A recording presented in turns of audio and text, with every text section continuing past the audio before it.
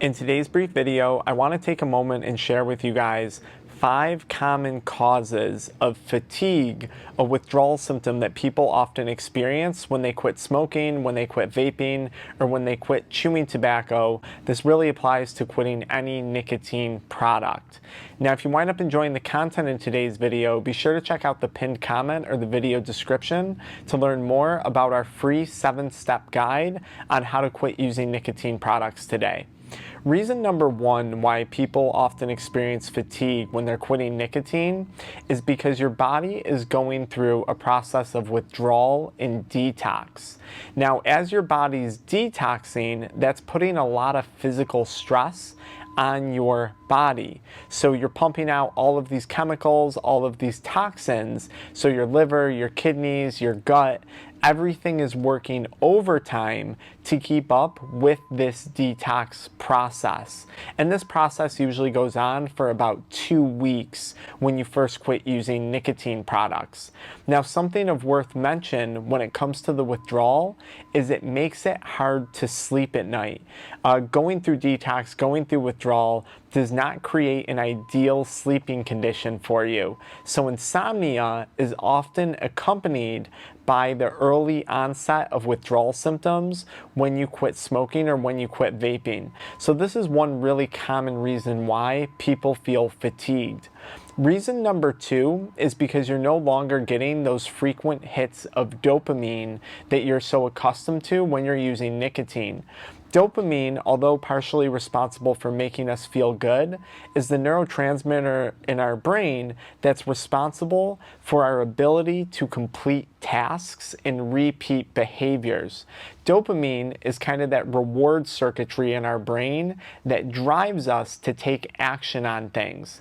And when our brain is lacking dopamine, particularly after we quit a nicotine product, we don't have an abundance of that neurotransmitter anymore that's pushing us to pursue the next activity or the next goal. That's why this fatigue is often accompanied by a lack of motivation when you first quit vaping, smoking, or chewing tobacco. We're going to talk about solutions to each of these scenarios as well too. Reason number 3 why people often feel fatigued when they quit nicotine is because they're no longer getting those frequent hits of adrenaline. Every time you consume nicotine, it puts your body into a mild state of a fight or flight response. That's why you get this increased focus and increased energy temporarily when you're using nicotine products. When you quit, you're no longer getting those hits of adrenaline. Now, if you've been smoking or vaping like I was for several years, your body has become accustomed to living in a state of constant fight or flight. Reason number 4 is because all of your energy, your mental energy, your perseverance, your resilience, your determination, and a large majority of your focus is being put on quitting smoking. Quitting smoking, quitting vaping, quitting nicotine is a mentally exhausting process. If you're watching this and you're in a period of time where you are actively quitting, think about how much time you're spending each day just resisting going to the vape shop, resisting going to the gas station, resisting going to buy more nicotine. I want you to picture taking on a monumental task that requires a lot of focus and a lot of energy. This could be a work-related task. This could be a school-related task like studying for an exam. Your brain requires glucose to think, sugar. And when you quit vaping, all of this willpower, all of this resilience, all of this perseverance, all of this focus is being put into not picking up another cigarette or another vape. And that in and of itself can be mentally exhausting.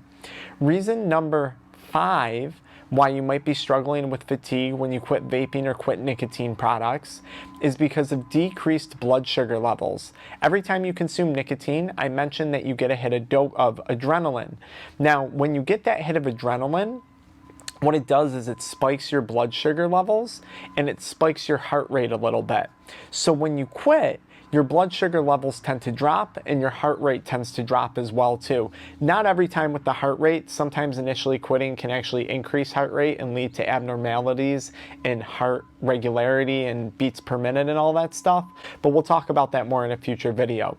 This is why when quitting, I recommend to people to focus on a healthy blood sugar balanced diet. And a good tip for this is focusing on eating fruits, pineapple, watermelon, apples, bananas. The glucose and the sugars in those fruits is going to give you those blood sugar spikes that your body has become so accustomed to getting from nicotine products, which you can just Google blood sugar diet. Dr. Mark Hyman, he wrote a book called The Blood Sugar Solution.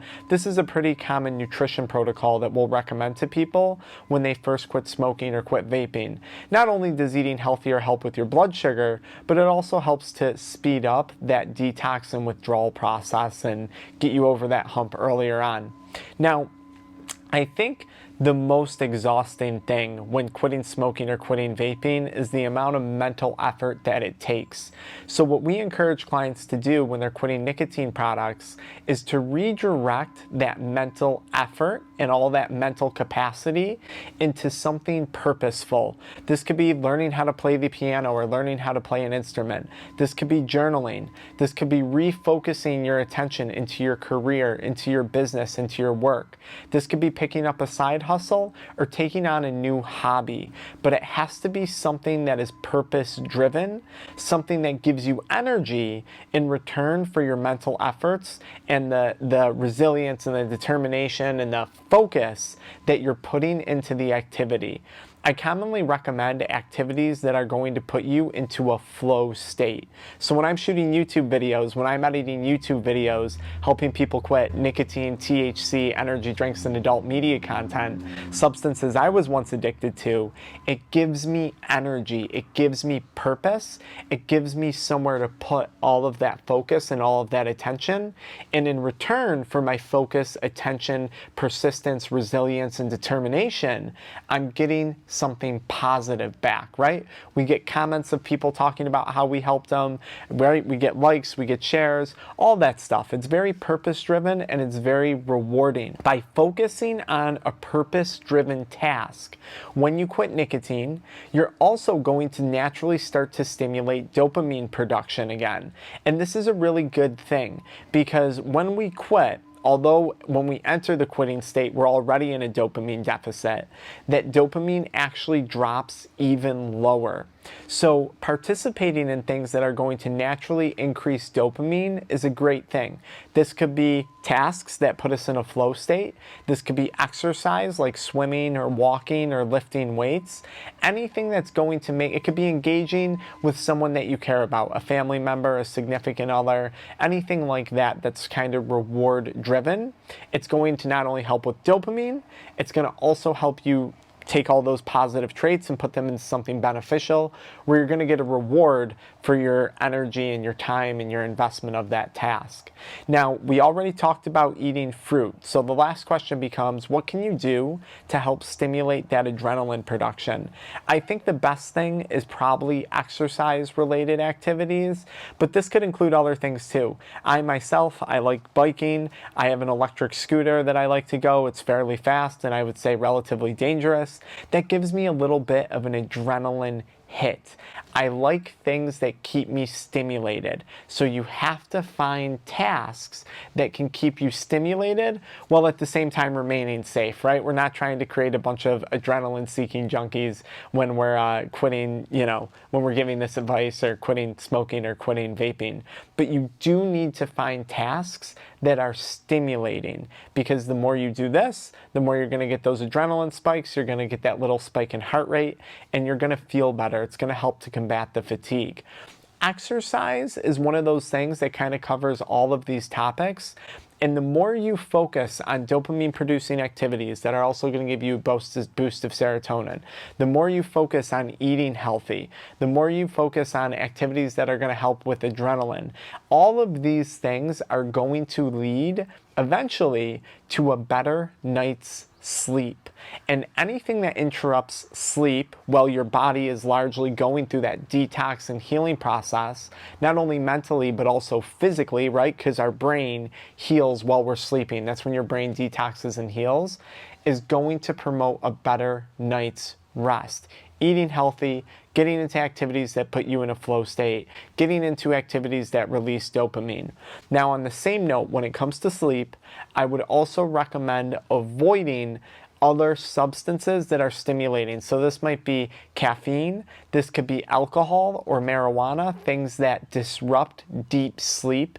Alcohol and marijuana, although they may help you fall asleep, they actually damage REM sleep and deep sleep, which is the sleep that your body has been so deprived of throughout years of nicotine addiction.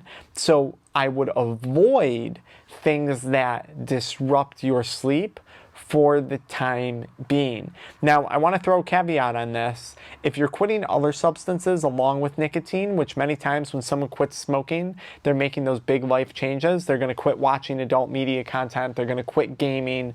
Just realize you're also going through a detox and withdrawal process for those things too. So having brain fog, feeling fatigued, these are very, very, very normal withdrawal symptoms.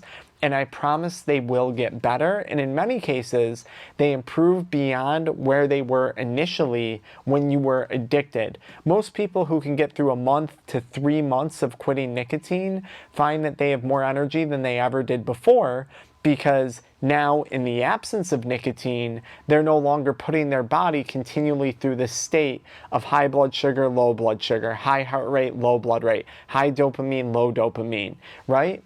We're creating a much more balanced environment for your body. And that's ultimately what your body craves at the end of the day. It craves balance. So if we can break the addiction, get you out of that constant fight or flight response, which is essentially cravings. I need a cigarette. I need a hit of a vape. I need a dip of tobacco. I promise a few weeks, a few months from now, you're going to have more energy than you probably even realized you were capable of having at one point in your life. If you found this content helpful, be sure to check out the pinned comment to learn more about our paid one-on-one recovery coaching, or simply download that free 7-step guide on how to quit nicotine today. And if you don't feel like that, I got a whole playlist of videos to help you quit smoking, quit vaping, quit nicotine products. So I'll see you in the playlist or in the pinned comment to download one of those free PDF guides. I'll see you guys there.